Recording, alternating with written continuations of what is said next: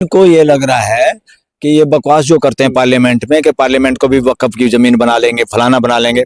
अरे तुमने तो जीती जागती बनी हुई मस्जिद में चोरी चकारी से मूर्ति रख के उसको मंदिर बना लिया। तुम डरते किस बात से हो? अगर वहां वक्फ बोर्ड की जमीन है, अगर वक्फ की जमीन है और उसमें पार्लियामेंट बनी है, तो हमारा कहना है, ज्यादातर लोगों का यही मानना और यही एक न्यायप्रिय बात है कि उसका कंपनसेशन वक्फ बोर्ड को दिया जाए। वो पैसा आखिर किसके काम आएगा? इस देश के लोगों के काम आएगा। वो मुसलमान को अस्पताल या स्कूल बन जाएगा तो स्कूल और अस्पताल को भी क्या खाली मुसलमान इलाज कराएगा क्या? उसमें तो पूरे देश के नागरिक करा सकते हैं। मुसलमान समाज को तुम इतना दकियानुसी कैसे पेश कर रहे हो? मुसलमान समाज बहुत बातों में हिंदू समाज से बहुत ज्यादा विवेकशील है, लॉजिक और रीजनिंग वाला है। सर कैसे देख रहे हैं लगातार वक्फ बोर्ड का मुद्दा देश भर में गरमाया हुआ है। हालांकि मुसलमान पक्ष नाराज भी है, जो से उम्मीद था कुछ हुआ नहीं और वक्फ बोर्ड बिल लोकसभा से पास हो गया। देखो, जब कोई नया कानून पास किया जाता है ना, ये बल्कि एक अपॉर्चुनिटी है देश के लिए, देश में और फ्रेटर्निटी बढ़ाने के लिए, देश के लोगों की समस्या दूर करने के लिए। यहाँ पे उल्टा हो रहा है कि देश के जो लोग जिनके लिए कानून बनाया जा रहा है, जो स्टेक होल्डर हैं, जिनको प्रभावित होंगे इस कानून से, उन लोगों की पूछ नहीं की जा रही, उनकी बात रखी नहीं जा रही, या उनकी बात को शामिल नहीं किया जा रहा है, उनके अनुरूप कानून नहीं बन रहा। ये कानून बनता है लोगों की जरूरत और उनकी जिंदगियों को और बेहतर बनाने के लिए, देश में फ्रेटर्निटी और न्याय को बढ़ाने के लिए, न कि किसी समाज की आवाज दबाने के लिए संख्या के आधार पे। जो कि पार्लियामेंट में किसी की संख्या है तो उसका ये मतलब नहीं है आप किसी भी संख्या के आधार पे कुछ भी उल जलूल कानून बना दोगे, या कानून ऐसा बना दोगे जो संविधान की स्पिरिट के खिलाफ हो, संविधान के मूल भावों के खिलाफ हो। आप ऐसा नहीं कर सकते। ऐसा करेंगे कम समय में कम लोगों से बात करना, कम समय के लिए डिबेट करना। पार्लियामेंट 365 दिन की तनख्वाह देती है हर पार्लियामेंटेरियन को। पार्लियामेंट की बिल्डिंग का रख रखाव, उसकी सुरक्षा 365 दिन होती है। देश का पैसा लगातार 365 दिन लगता है और ये लोग पार्लियामेंट को बहुत कम समय के लिए लगाते हैं। मैं तो कहूँ पार्लियामेंट कम से कम 365 में से 200 दिन पार्लियामेंट में चर्चा होनी चाहिए।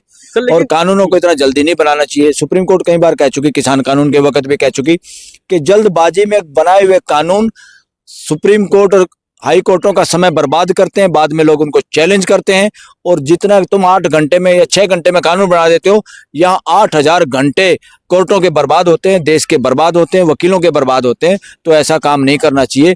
कानून बहुत सोच समझ के, बड़े आराम से, सब पक्षों को जान के, सबकी बात दुख दर्द समझ के, एक अच्छा कानून जिससे खुद समाज आगे आए, भाई बहुत अच्छा कानून है, और जिसमें पार्लियामेंट एकजुट हो जाए, पोजीशन अपोजिशन को छोड़ के, और फिर कानून बनाए जाए, तो वही अच्छे कानून है देश के लिए। लेकिन सर सरकार कह रही है कि मुसलमानों के हित की बात कर रहे हैं, जो गरीब मुसलमान उसका फायदा होगा।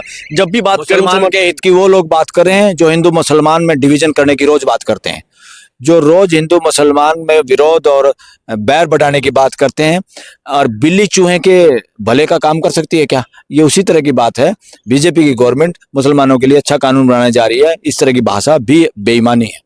तो मुसलमानों को बहुत उम्मीद था नीतीश कुमार से, नायडू से, इन तमाम बड़े नेताओं से जो बीजेपी के साथ है, लेकिन ऐसा कुछ हुआ नहीं। सभी लोगों ने समर्थन दे दिया बीजेपी को। नहीं, पूरा देश इस बात से स्तब्ध है कि नीतीश कुमार और ये क्या नाम उसका दूसरे का, नायडू, ये दोनों के दोनों एक तरह से समाज इनको गद्दार कह रहा है कि ये सामाजिक गद्दार है, जो इस तरह की अपनी सत्ता बनाने के लिए, अपनी सत्ता में बने रहने के लिए इस तरह से उल जलूल समझौता बीजेपी के साथ करके इन्होंने बेड़ा गर्क किया है, और ये मानवीय मूल्यों के और संवैधानिक मूल्यों के खिलाफ है। लेकिन सर सवाल ये उठ रहा है कि बीजेपी कहते हैं कि मुसलमानों के हित की काम कर रहे हैं, लेकिन जब भी बात आती है, त्रिपल तलाक की बात हो गई, शाहीन बाग जैसे आंदोलन हुआ CNRC को लेके, तो एक तरफ सरकार कहते हैं कि मुसलमानों की बात कर रहे हैं, दूसरी तरफ सरकार के खिलाफ मुसलमान सड़कों पे क्यों उतर आते हैं? इनको ये लग रहा है कि ये बकवास जो करते हैं पार्लियामेंट में कि पार्लियामेंट को भी वक्फ की जमीन बना लेंगे, फलाना बना लेंगे।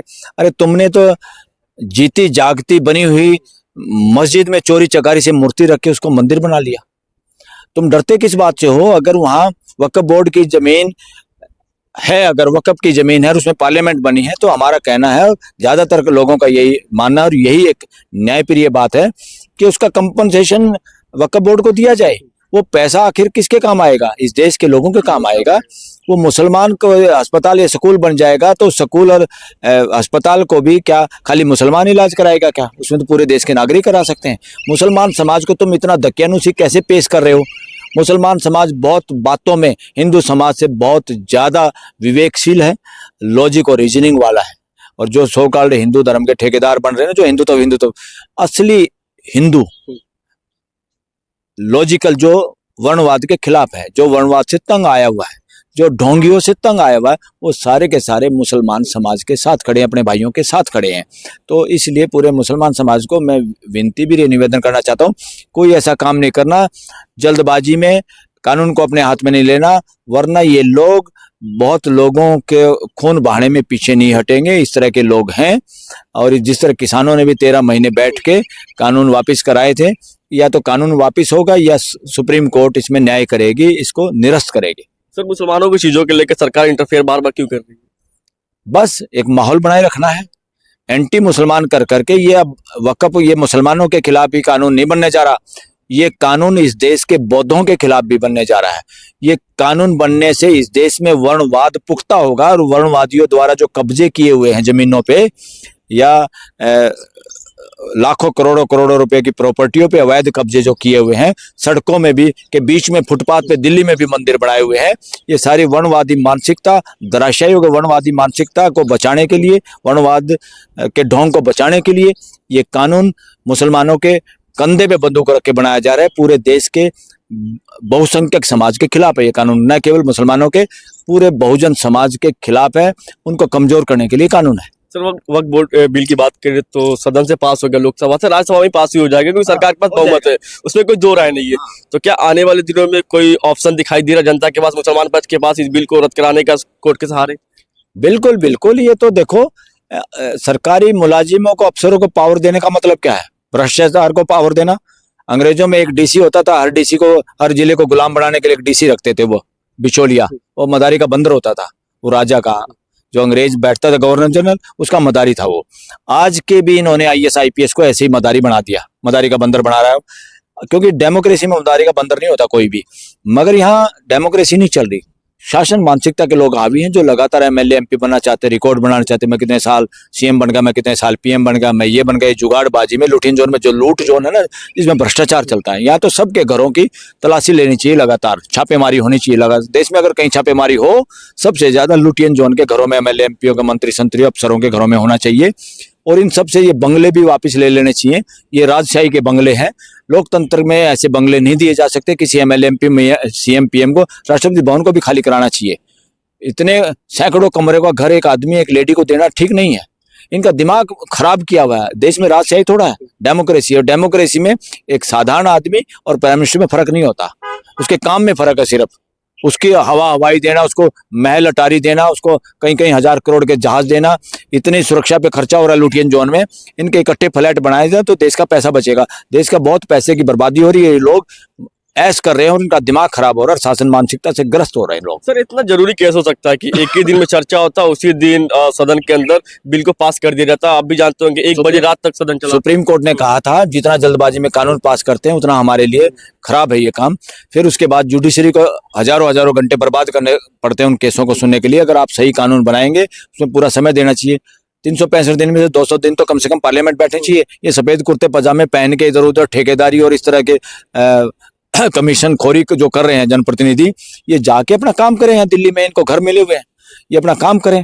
ये रोज जाते इधर उधर ट्रेनों में घूमते रहते हैं, लगातार दिल्ली में रहे, अपना काम करें। हलकों में जो आज तो ऑनलाइन सारा सिस्टम चल रहा है, ये वहाँ काम करते हैं। एमएलए वाला जो काम है वो भी ये करते हैं, सरपंच वाला काम है वो भी ये करते हैं। ये ठेकेदारी लेके इधर उधर घूमते रहते हैं। इनको यहाँ रहना चाहिए। और देश का कानून जब ही सही बनेगा। बहुत सारे को तो पता ही नहीं होता, कानून के बारे में नहीं पता, संविधान के बारे में नहीं पता। कानून का खाक पास करेंगे, बस फिर हाथ खड़ा कर देते हैं ऐसे मूर्खों की तरह से और कानून पास हो जाता है। सर कल जब सदन के अंदर कार्रवाई हो रही थी, सुनवाई हो रहा था, डिस्कशन हो रहा था, उस दौरान देखा गया कि सरकार के लोग, तमाम बड़े नेता कह रहे थे कि विपक्ष वाले इस मुद्दे पर मुस्लिम समाज को गुमराह कर रहा था। आपकी क्या राय इस पे? ये बेवकूफ़ी है। गुमराह करेंगे तो तुम समय दो, डिस्कशन डिबेट करो।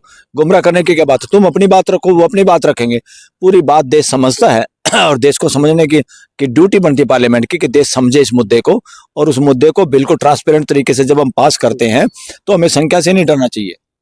मजा तब है जब पोजीशन अपोजिशन सारी इकट्ठी हो जाए, सबके मिलके सबकी बातों को ध्यान में रख के कानून बनाया जाए, तभी देश के लिए, यूनिटी के लिए अच्छा है, देश की फ्रेटर्निटी के अच्छा है। सिर्फ अपनी पार्टियों के बहुमत के अकड़ दिखा के कानून पास करना गुंडागर्दी है, तानाशाही है, राजशाही है, व्यक्तिवादी मानसिकता है। जो कि संविधान के खिलाफ है। खिलाफ है। पिछले कुछ वर्ष की सर बात करें तो लगातार हेट स्पीच जैसा माहौल देश भर में खड़ा किया गया मुसलमानों के खिलाफ। किसी से बात छुपी नहीं है, चाहे ईद की नमाज को लेके, होली के दौरान जुमे की नमाज, तमाम तरह के जब भी प्रोग्राम होते हैं, मुसलमान के फेस्टिवल होते हैं, तो कोई ना कोई अब बड़े नेताओं के बयान आ जाते हैं। योगी का भी बयान है, तमाम बड़े नेताओं का आ जाता है इस पे। ये देखिए सारा का सारा पॉलिटिक्स है। ये संविधान के मूल्यों को तार तार करते हैं, इस तरह की बकवास करते हैं। कोई भी सीएम, कोई भी पीएम, कोई भी जनप्रतिनिधि 142 करोड़ को बिना ध्यान में रख के बात ही नहीं कर सकता। जो उसको ध्यान में रख के बात नहीं करेगा वो देश को बांटने वाला है। और रिलीजन के आधार पर भी लोगों को, युवाओं को खासतौर पर समझने की जरूरत है कि कट्टर कुछ नहीं बनना, ना मुसलमान बनना, ना हिंदू बनना, ना सिख बनना, ना ईसाई बनना।